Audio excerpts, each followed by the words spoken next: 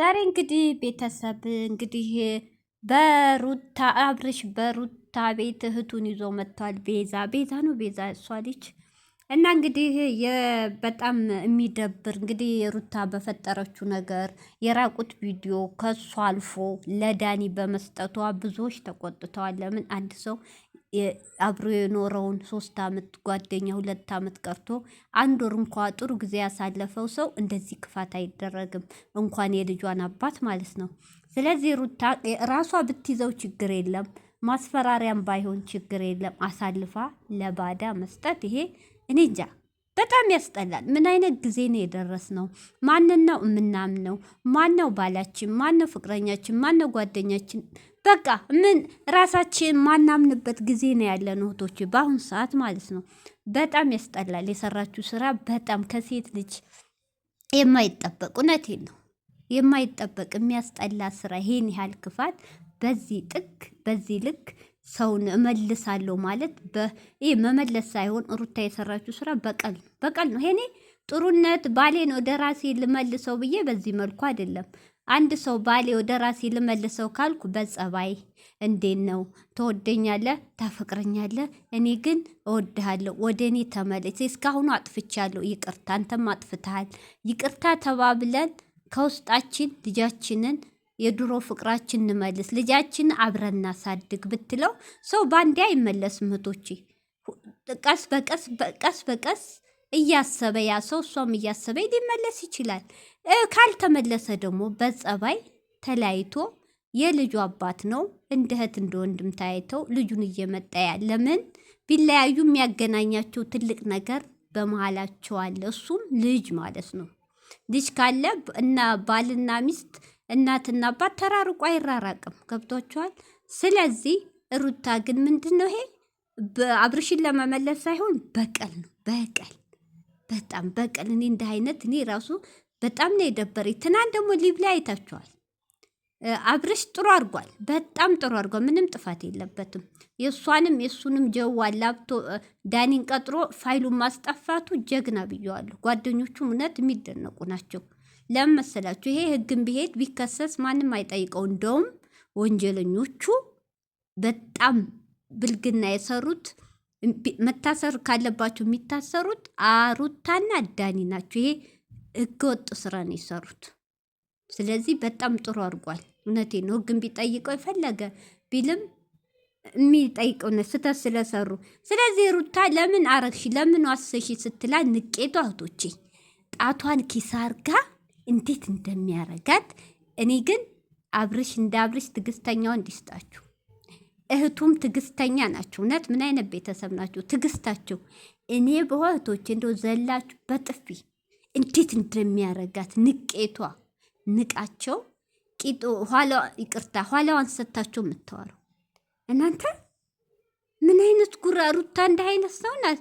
ደግሞ ሩታ ጀግና የምትሉ ከሷ የባሳችሁ ጭንቅላታችሁ ባዶ ደደቦች። ይሄ ጀግንነት ነው እንዴ? የባሏን የልጇን ባል አስክሮ ራቁት ፎቶ አስፈራርቶ ወደ ራስ መመለስ ጀግንነት ነው? ኧረ ተው፣ ወደ ራሳችሁ ተመለሱ። ኧረ ተው፣ ጥሩ ነገር ለጥሩ ነገር ደግፉ፣ ለመጥፎ ነገር አትደግፉ።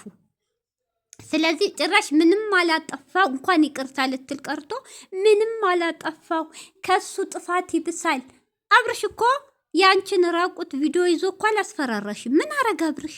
ለመነሽ፣ ተንበርክኮ አልቅሶ አባቱ ሳይቀር ከቡታጅራ ትልቁ ሰውዬ እናንተን ለማስታረቅ ስንቴ ነው አዲስ አበባ የመጡት እንዴ?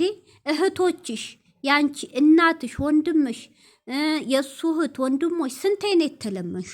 እንደውም አብርሽን እየተጫኑ አንቺን እየለመኑ በተለይ ያሁኗ ቢዛ ነው ቢዛ አብርሽን እኮ ትታው ወንድሟን ከአንቺ ጎን ነው የቆመችው።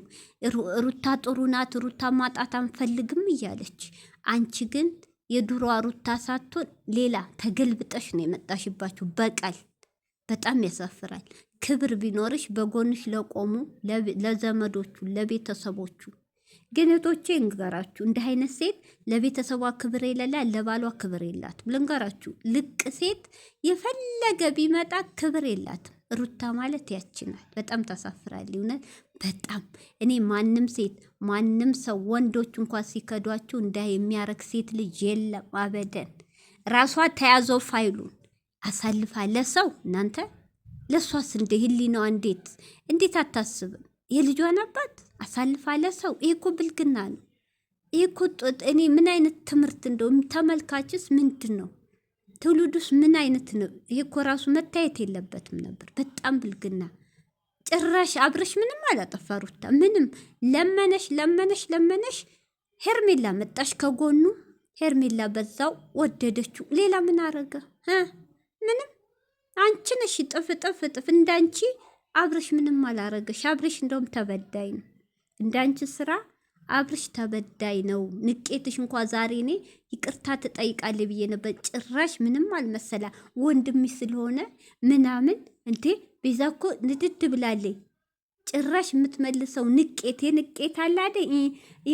ማሽላ እያረረ ይስቃል የሚባለው ነገር ውስጧ እያረረ ከላይ እየሳቀ እያስመሰለኝ። በጣም ባለጌ ሩታ፣ እውነት ይወረርሽ። እውነት እንደ አይነት ስራ እኔ አንቺ ለተዋረርሽው ነው ያፈርኩኝ። በጣም ነገ ጧት ደግሞ ዳኒ ስለ አንቺ ፋይል ምን እንደሚያወጣ አታውቂም። ጭራሽ ለዳኒ እንደበደባችሁት ወላይ ደግ ነው ያደርጉት። ቅጥቅጥ ጀግና ፋይሉን ሁሉ ዳኒ ሊቭ ላይ ላፕቶፕ ተሸክሞ ያስፈራረዋል። በጣም ብልግና። አብርሽ ግን በዘዴ ነው የገባባቸው። አየሽ፣ ጀግና አይፎክርም። አየሽ፣ ቀስ ብሎ ላፕቶፕ ጀዋል ይዞ ቀስ ብሎ ነው እንቅ አርጎ ይዞ ያስጠፋው። በቃ እስቲ አሁን ራስሽ አፈርሽ። ደግሞ ነገ ምን ልትሰሪ? አሁንማ ይነቃል። አብረሽ ንቃ። ካሁን በላይ እንዳትታለል። እውነት ይበቃል። ንቃ። ዝም ብለህ እየተንከረፈፍክ ራስን እንትን አትበል። ጎበዝኩን ጀግናው ልጅህ ደግሞ ግዴታዋ ነው። እምቢ እንኳ ብትል በህግ ታስጠይቃታል። የልጅህን ማየት ደግሞ ልጅህን ስታይ ቤት ውስጥ በውጭ አይተህ ልጅህን አታስፈልግም። እውነቴን ነው። ራስን አስከብር አብርሽ። ሰላም አለይኩም ሀገር ዩቱብ ቻናል ተከታታዮቼ፣ ውዶቼ፣ ሀገሮቼ ልጆች በያላችሁበት ሰላማችሁ ብዝዝት ይባል። እንደውም ክርስቲያን እህቶቼ ሰላማችሁ ይብዛ። ሁሉም አረብ ሀገር ላይ ያላችሁ እህቶቼ አሁን ሰሞኑን በምናየው ነገር እንግዲህ እንደምታው ነው። በኢራንና በእስራኤል በአሜሪካ የሚደረገው ድርጊት ወደ አረብ ሀገር አንዳንድ ቦታ ፍንዳታና የጸጥታ ለመረጋጋት እየታየ ነው። ፈጣሪ ወጥቶ ከመቅረት ይጠብቀን፣ በሰላም ለሀገራችን ያብቃን። እህቶቼ ድንጋጤ ምንም አያስፈልግም። ክርስቲያንም በሃይማኖቱ ሙስሊምም ሁሉም ጾም ነው። በአሁኑ ሰዓት የክርስቲያን ጾም ነው፣ የሙስሊምም ወደ ፈጣሪያችን ዱዓ ማድረግ ሙስሊምም ክርስቲያንም መጸለይ ነው እንጂ ኮሽ ጓ ባለ ቁጥር ድንጋጤ በሰው ሀገር አያስፈልግም። የሚደርስልን እናት አባት አገር ያሉት እህት ወንድም አይደለም። የሚደርስልን ማነው? ፈጣሪያችን ብቻ ነው። በዚህ ሰዓት እጃችን መዘርጋት ያለብን ለፈጣሪያችን ነው። እህቶቼ ሰላሙን ያንጣልን፣ ከምናየው ነገር ከምንሰማው ነገር ይጠብቀን። አይዟችሁ፣ በሰላም ለሀገራችን ያብቃን። ያው እንግዲህ መጨረሻው ዘመን 8ኛው የሚባለው እየደረሰ ነው። ፈጣሪ ጠብቀን። ሩታ ግን በጣም ባለጌ ነሽ። ፈጣሪ ይርዳሽ።